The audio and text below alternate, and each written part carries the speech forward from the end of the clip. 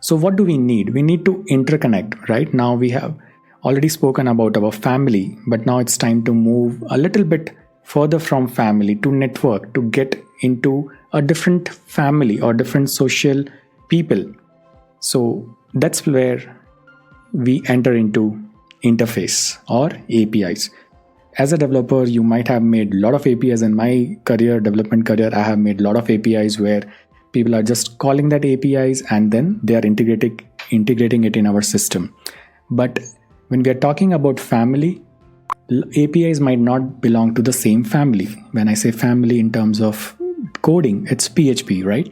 It can be either Java, it can be Golang, it can be anything.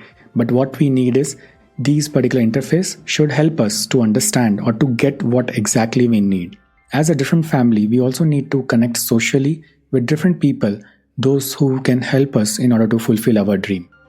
So now you have created your application, it's doing very well, you have put it on the world, on the website, and people are using it, people are very happy, and you're also very happy that whatever you have dreamed about to help the people, to get the benefit to every individual, to show it to the world that you have got the things, you have made it, and now your website is live.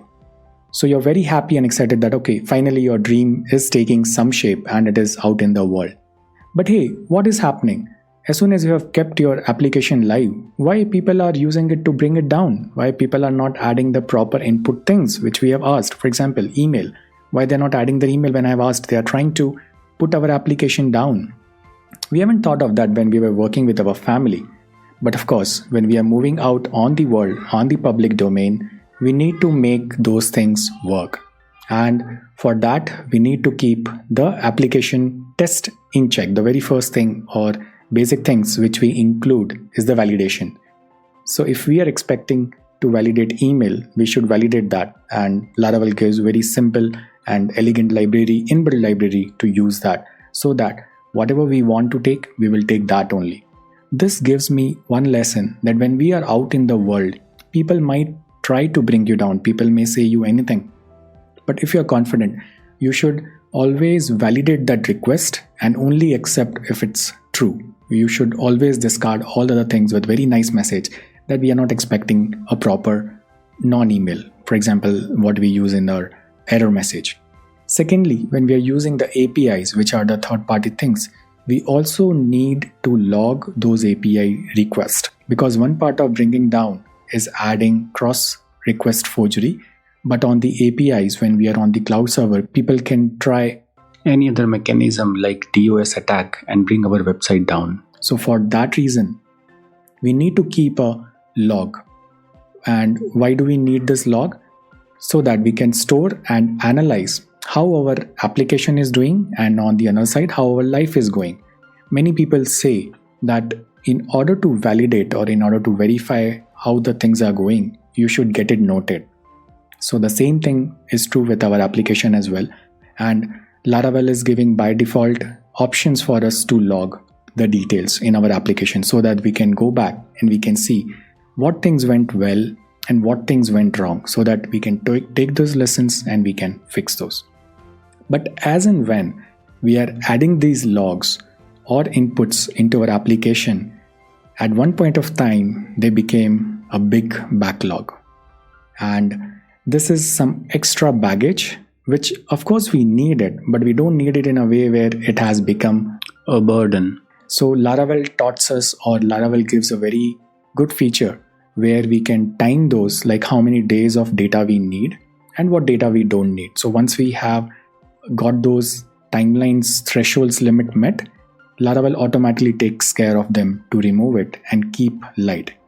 And there's a great saying that if we want to travel far, we need to travel light, right? So for that, we need to remove those extra baggage. But before removing those baggage, do you think we are missing one lesson there? So the another lesson which I learned is to get the knowledge, to get the information, to get the data out of that log, because that log is having a lot of information which we might not seen earlier or which we were not aware. But putting the logs, or in our real life, putting the details of how our day went, what all things worked, what all things didn't work, will help us to make our future better or to take a better decision tomorrow. So today, if some application is bringing you down, we can set up the API logs, and in that API limits which Laravel is providing, which can range from 3 days, 5 days, 10 days, it depends. So you do need to have a log, you need to keep a log of data, but it's also the best practice to remove it once the data is done or once we have got all the information out of it. So this was the lesson which Laravel taught me, that logs are important, but we should not keep it for very long so that it becomes a backlog. But we need to log it, get the information out of it, and then discard it. Okay, now we have done that, but still, now even after doing all these things, our application is still not moving, or our dream is still not fulfilled. What is that another factor which we are missing, which we need in order to have a fulfilling life or make our dream come true?